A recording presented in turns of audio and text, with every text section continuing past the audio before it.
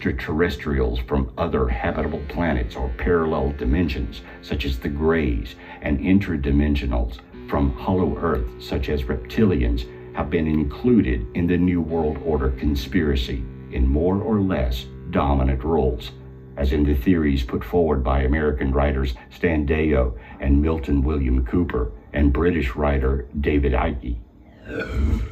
The common theme in these conspiracy theories is that the aliens have been among us for decades, centuries, or millennia, but a government cover-up enforced by men in black has shielded the public from knowledge of a secret alien invasion.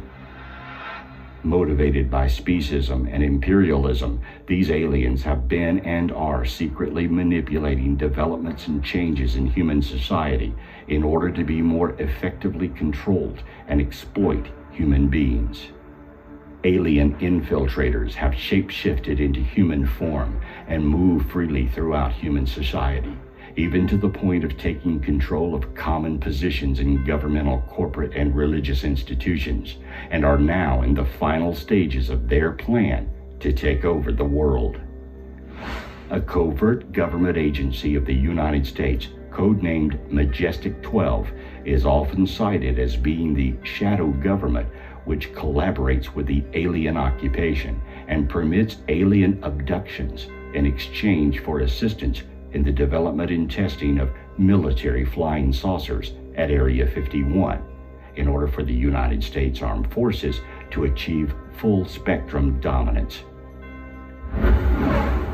Conspiracy theorists generally speculate that the New World Order is being implemented gradually, citing the formation of the U.S. Federal Reserve System in 1913, the League of Nations in 1919, the International Monetary Fund in 1944, the United Nations in 1945, the World Bank in 1945, and the World Health Organization in 1948,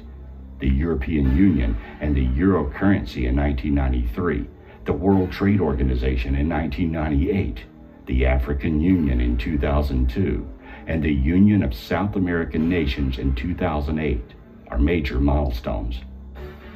American right-wing populists state that the hypothetical North American Union and the Amero currency proposed by the Council on Foreign Relations and its counterparts in Mexico and Canada will be the next milestone in the implementation of the New World Order. The theory holds that a group of shadowy and mostly nameless international elites are planning to replace the federal government of the United States with a transnational government. Therefore, the borders between Mexico, Canada, and the United States are in the process of being erased, covertly by a group of globalists whose ultimate goal is to replace national governments in Washington, D.C., Ottawa, and Mexico City with a European-style political union and a bloated EU-style bureaucracy. American right-wing populists, especially those who joined the militia movement in the United States, speculate that the New World Order will be implemented through a dramatic coup d'etat by a secret team using black helicopters in the U.S. and other nation-states to bring about a totalitarian world government controlled by the United Nations and enforced by troops of foreign UN peacekeepers. Following the Rex 84 and Operation Garden Plot's plans, this military coup would involve the suspension of the Constitution, the imposition of martial law, and the appointment of military commanders to head state and local governments and to detain dissidents.